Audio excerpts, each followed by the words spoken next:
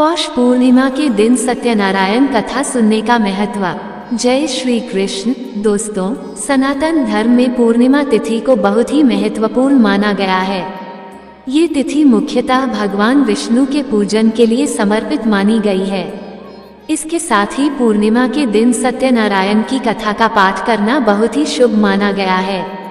पौष पूर्णिमा पर सत्यनारायण भगवान की कथा पढ़ने और सुनने की परंपरा है।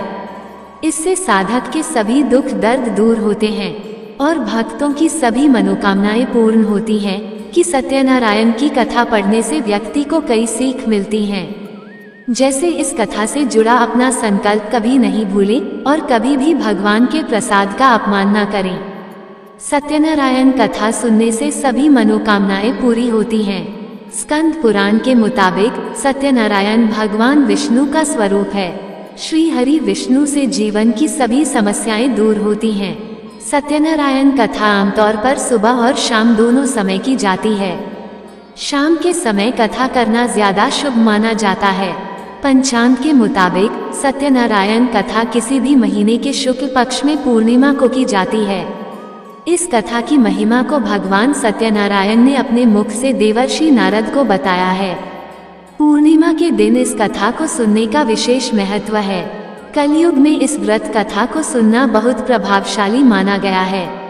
श्री सत्यनारायण कथा। इस दिन भक्त पूर्णिमा व्रत रखकर लक्ष्मी नारायण श्री सत्यनारायण की पूजा कर सकते हैं।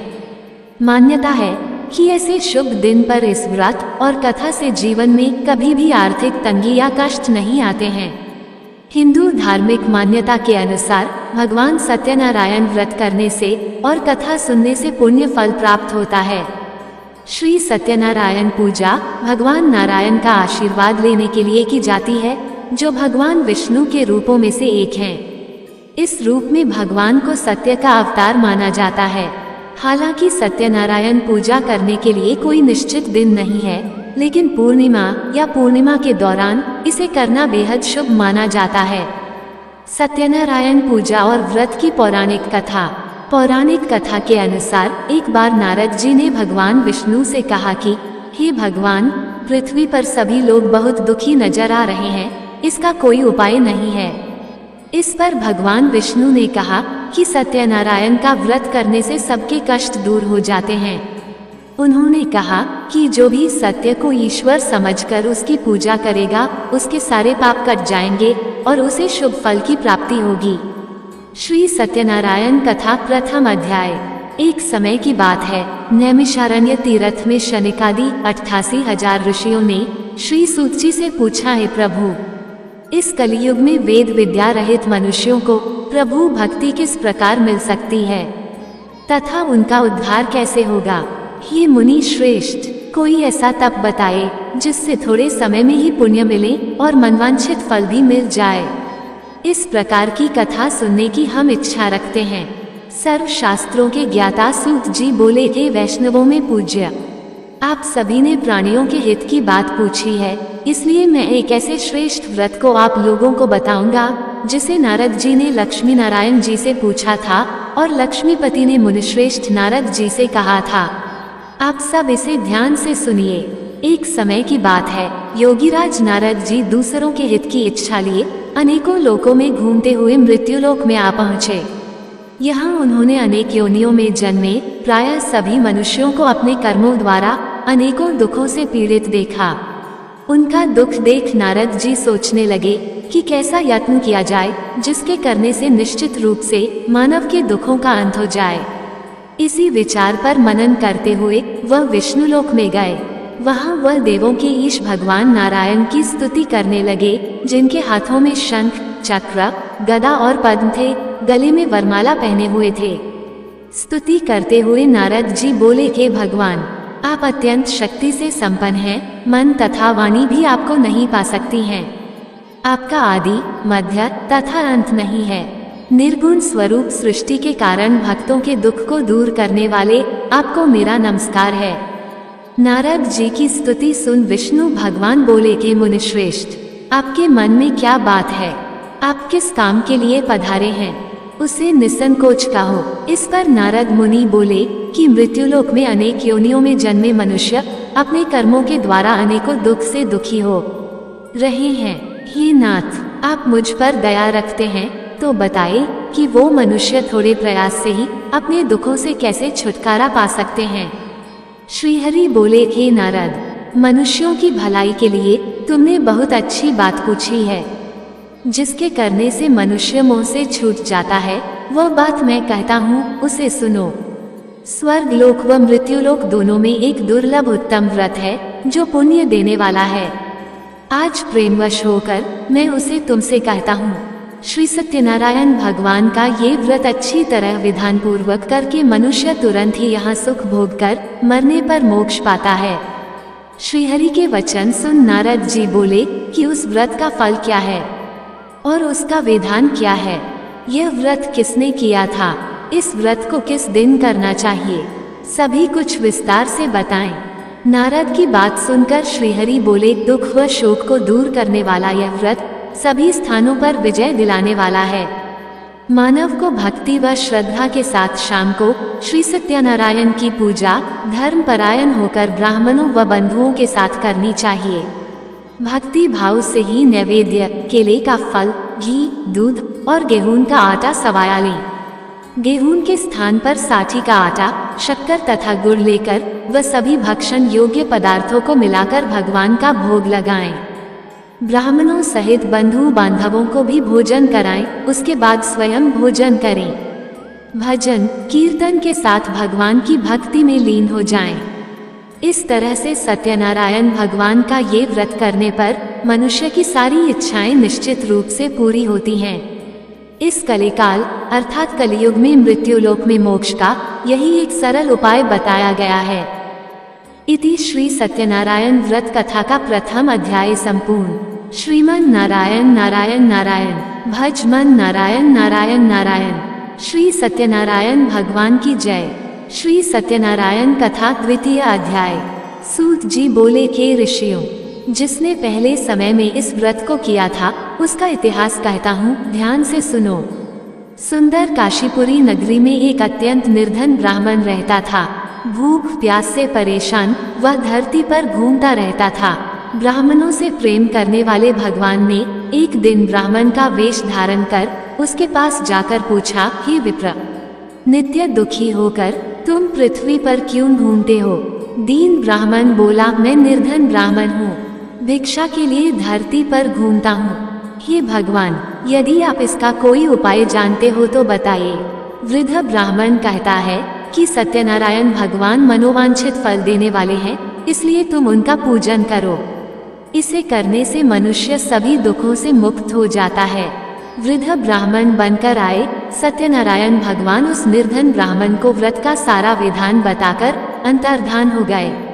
ब्राह्मण मन ही मन सोचने लगा कि जिस व्रत को वृद्ध ब्राह्मण करने को कह गया है, मैं उसे जरूर करूँगा। ये निश्चय करने के बाद उसे रात में नींद नहीं आई। वह सवेरे उठकर सत्यनारायण भगवान के व्रत का निश्चय कर भिक्षा के लिए चला गया। उस दिन निर्धन ब्राह्मण को भिक्षा में बहुत धन मिला, जिससे उसने बंधु बांधवों के साथ मिलकर श्री सत्यनारायण भगवान का व्रत संपन्न किया। भगवान सत्यनारायण का व्रत संपन्न करने के बाद वह निर्धन ब्राह्मण सभी दुखों से छूट गया और अनेक प्रकार की संपत्तियों से युक्त हो गया। उसी समय से यह ब्राह्मण हर माह इस व्रत को करने लगा। इस तरह से सत्यनारायण भगवान के व्रत को जो मनुष्य करेगा वह सभी प्रकार के पापों से छूटकर मोक्ष को प्राप्त होगा। जो मनुष्य इस व्रत को करेगा वह भी सभी दुखों से मुक्त हो जाएगा।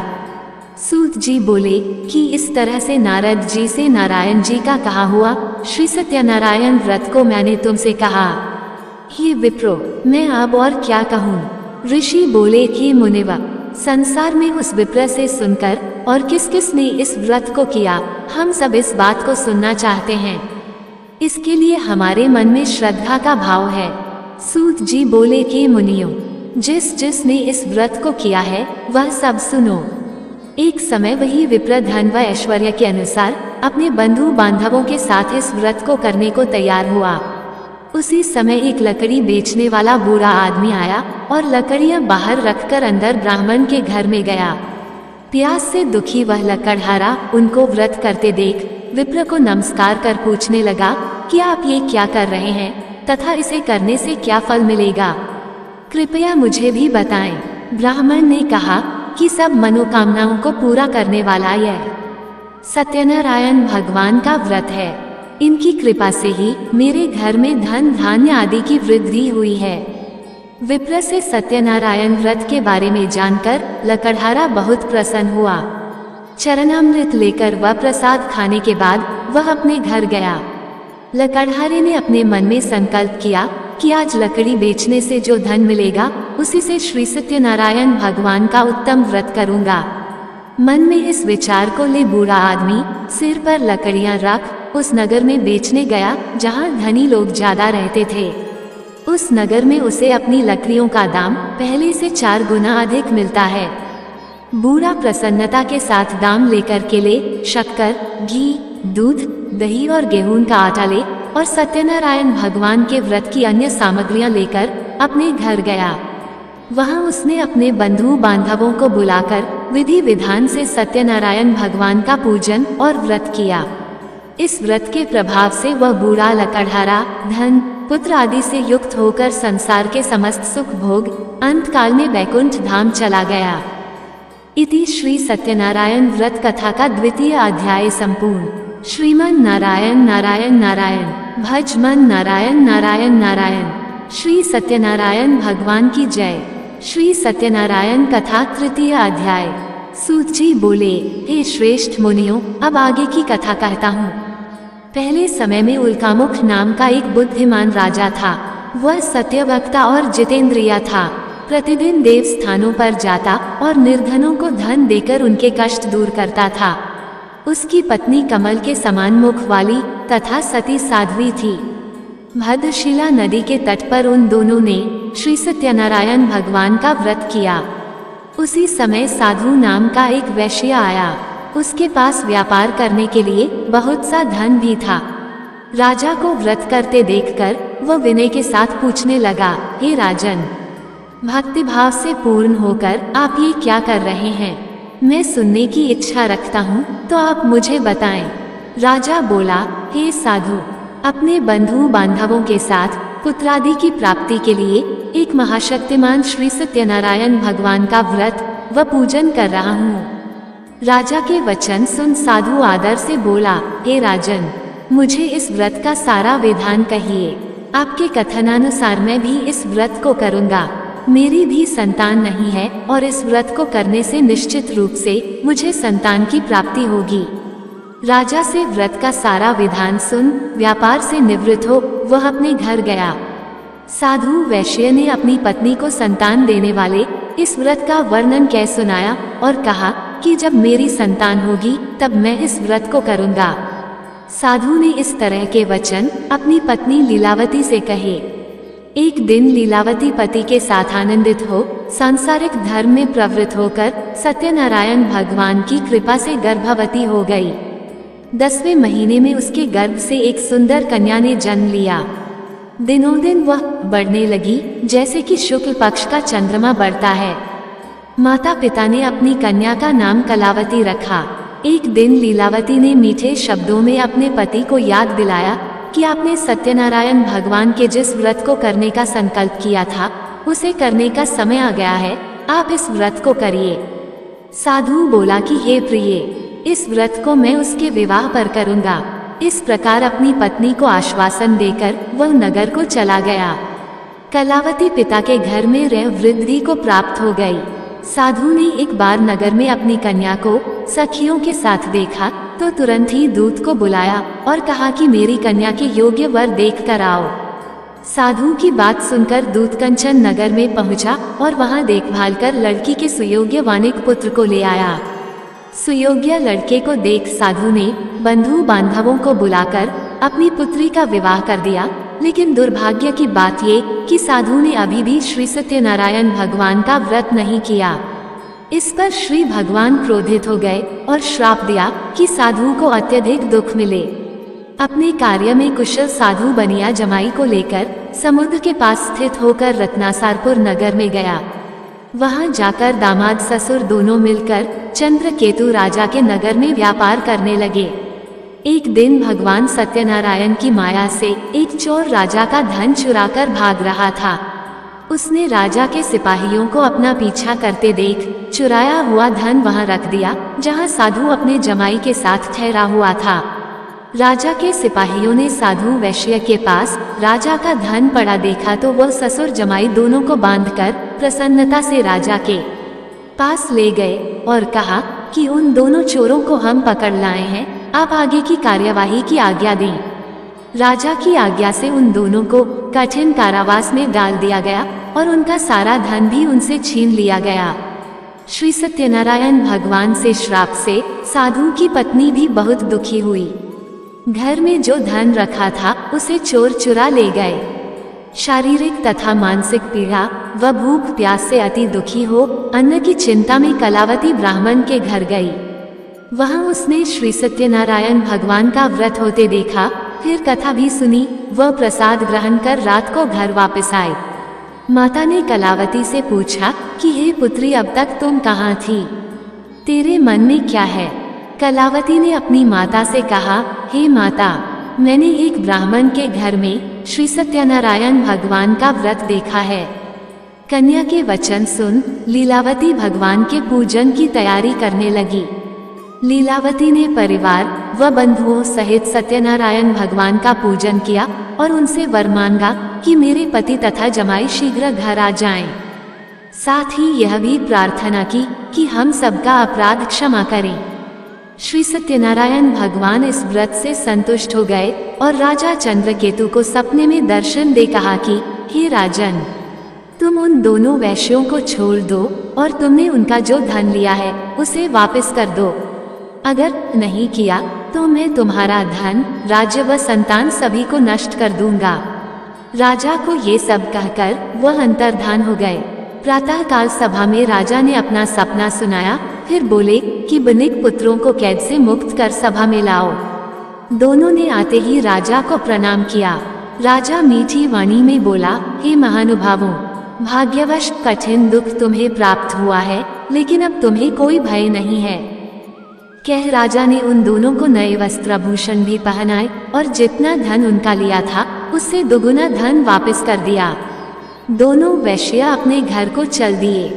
इति श्री सत्यनारायण व्रत कथा का तृतीय अध्याय संपूर्ण। श्रीमन नारायण नारायण नारायण, भज मन नारायण नारायण नारायण। श्री सत्यनारायण भगवान की जय। श्री सत्यनारायण कथा चतुर्थ अध्याय।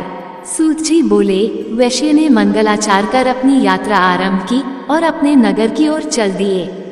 उनके थोड़ी दूर जाने पर एक दंडी वेशधारी श्री सत्यनारायण ने उनसे पूछा, हे साधु, तेरी नाव में क्या है? अभिमानी वणिक हंसता हुआ बोला, हे दंडी, आप क्यों पूछते हो? क्या धन लेने की इच्छा है? मेरी नाव में तो बेल व पत्ते भरे हुए हैं।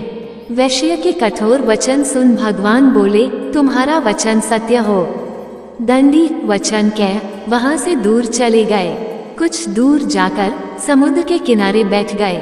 दंडी के जाने के बाद साधु वैश्य ने नित्य क्रिया के पश्चात नाव को ऊंची उठते देखकर अचंभा माना और नाव में बेल पत्ते आदि देख वह मूर्छित हो जमीन पर गिर पड़ा।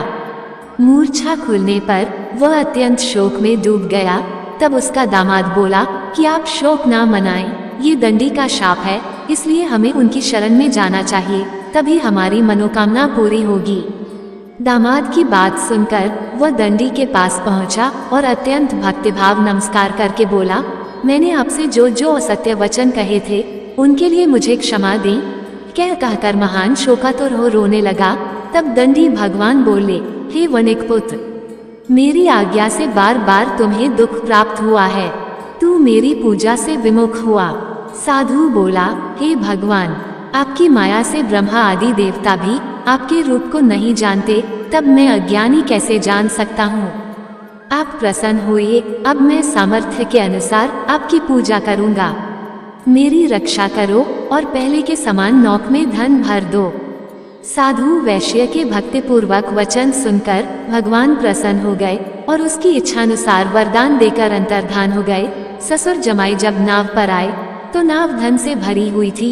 फिर वही अपने अन्य साथियों के साथ सत्यनारायण भगवान का पूजन कर अपने नगर को चल दिए। जब नगर के नजदीक पहुँचे तो दूत को घर पर खबर करने के लिए भेज दिया। दूत साधु की पत्नी को प्रणाम कर कहता है कि मालिक अपने दामाद सहित नगर के निकट आ गए हैं।